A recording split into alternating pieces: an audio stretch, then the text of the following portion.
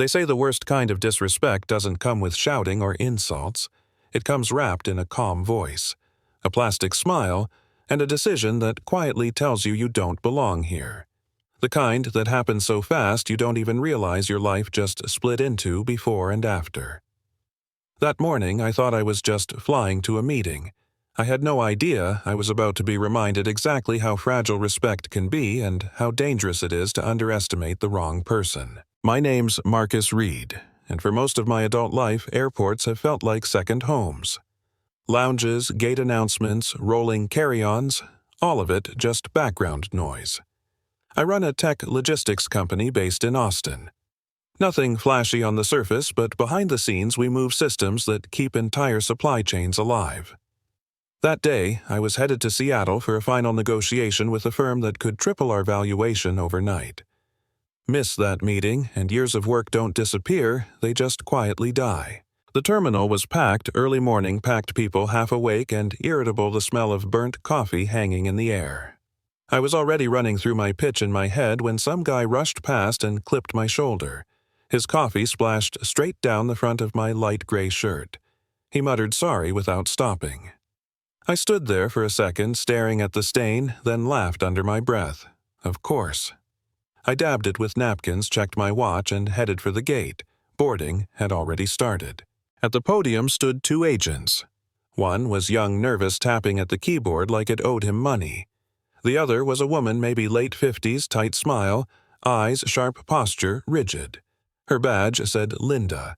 She watched everyone approach like she was evaluating livestock. When my turn came, I stepped into the priority lane and handed over my boarding pass. She didn't scan it. She looked at my shirt, then at my face, then back at the stain. She leaned forward slightly and said, "Sir, have you been drinking?" I blinked. Actually laughed once because it sounded ridiculous. I said, "No, someone spilled coffee on me." She wrinkled her nose. "Smells stronger than coffee." Now, people behind me were quiet. You know that silence when curiosity kicks in. I felt it crawling up my spine. I explained again calmly that I hadn't had alcohol, that I was flying for an important business meeting. She sighed loud enough for others to hear. Everyone has an important meeting. Then she tapped something on her screen and said the words that didn't even sound real. "I'm denying you boarding. You appear intoxicated, and that's a safety issue."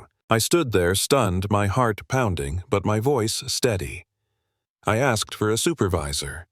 She smiled, just barely, like this was her favorite part. When the supervisor arrived, a guy named Paul with tired eyes and a wrinkled suit, she spoke first. Said I was argumentative. Said I was disruptive. Said she felt unsafe. He nodded while she talked, never really looking at me. I told him exactly what happened. I offered to take a breath test. Right there. I said, "Prove it." He shook his head.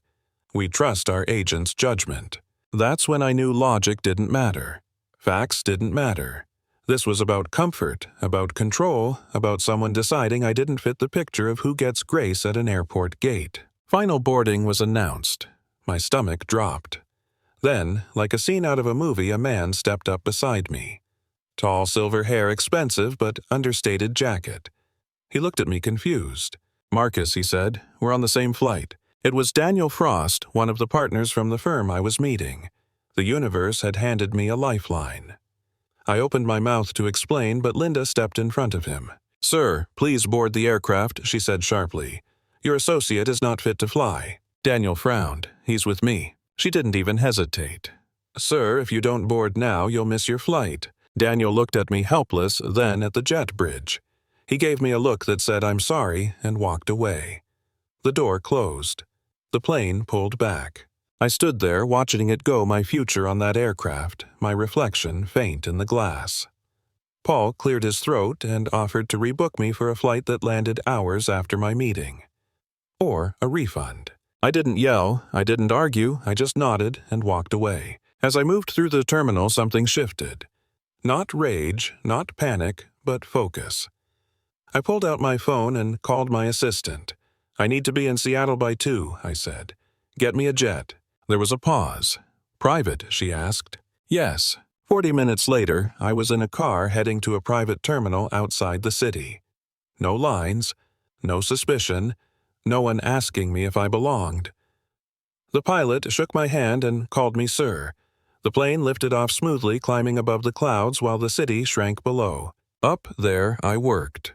I refined my presentation. I anticipated every question.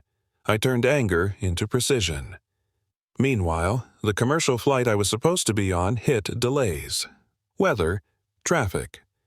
Then a mechanical issue that forced a diversion. I landed early, changed shirts, took a breath, walked into the building, calm, centered, ready. The meeting went better than I could have imagined. I didn't just answer questions, I owned the room. We shook hands. Commitments were made. The deal was essentially done before their partner even arrived. Later that evening, sitting alone in my hotel room, I posted a short message online.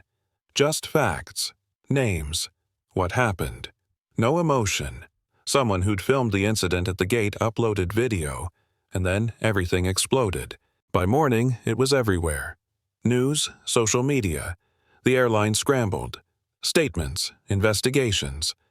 Linda was fired within a day. Some people called it karma. Others called it too harsh. I didn't feel satisfaction. I felt tired. Years passed. My company grew. We launched programs that helped small businesses scale without drowning. I started a foundation focused on access, making sure opportunity didn't depend on whether someone felt comfortable looking at you. Then, one afternoon, a case landed on my desk. A child. Rare medical condition. Treatment existed. Cost obscene. The family needed help. I opened the file and froze. The guardian's name was Linda. She walked into the conference room weeks later, smaller than I remembered, older, stripped of authority. She didn't recognize me at first. Then she did. Her face drained of color. That moment wasn't about revenge, it was about choice. Who I wanted to be when the power balance flipped. I approved the grant, not because she deserved forgiveness, not because she deserved punishment, but because a child deserved a chance. That's the thing about judgment. It feels small when you make it, but the ripples last longer than you think. So here's my question to you. If you were in my place, what would you have done? Where do we draw the line between accountability and mercy? Drop your thoughts in the comments. Share this story, if it hit somewhere real, and tell me about a moment you were underestimated, because those stories matter more than people think.